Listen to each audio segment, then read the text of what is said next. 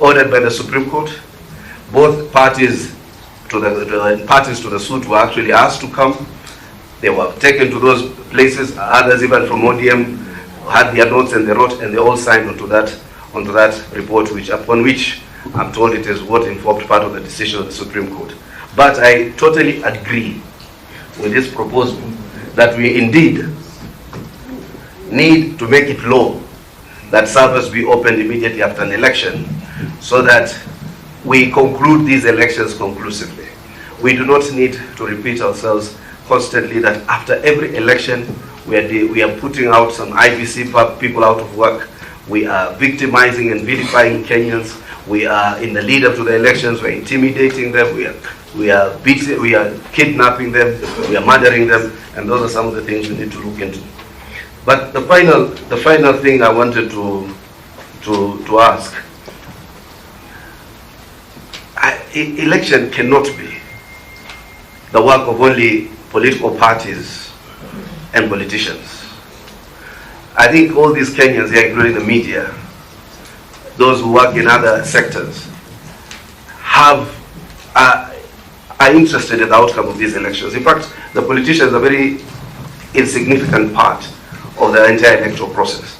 But I've had Senator Okongo Mkeni ask about it. Are you aware of the Mozambican model, where the commission is appointed on account of party strength? And it is not usually cited as a best practice, because it is in the interest of those commissioners in terms of survival to ensure that the party that nominated them continues to win. And that whole idea is also manifest, unfortunately, in the Cherera Four, who, in our view, are appointed in very close to the elections, who I think had a common plan, who now continue to peddle a common theory that is fairly tired about them not having been called into a commission meeting to decide whether to subvert or affirm the popular will of the Kenyan people. So I wanted you to speak to the partiality of these people who are nominated by political parties, who, in my estimation, are more prone to subvert an election than to affirm it. I think those are my... I totally agree with the strengthening of the Senate. It's not only strengthening of the Senate. We must take the courage and deal with this issue once and for all. This is a fallacy. Senate must be the upper house of Parliament. Thank you. Senate, just a minute, must be the upper house of Parliament. How do you get elected in 6 constituencies, 12 constituencies, and then you are told these two houses sit by side? It's not practical, it's not logical. Okay, thank you. Eugine? Sorry. Before Eugene, sit like a point of order. Yeah, sort of. But first, let me say my apologies. I came from the Council of Governors. You don't need to. We had elections of the office bearers for the Council of Governors. But Chair, I'm just concerned that we, the committee, are taking too long to seek clarifications. Chair, you took about 15 minutes. Hassan has taken 15 minutes. There's a whole list of people. So just out of concern, can we go? No, thank you. You took long.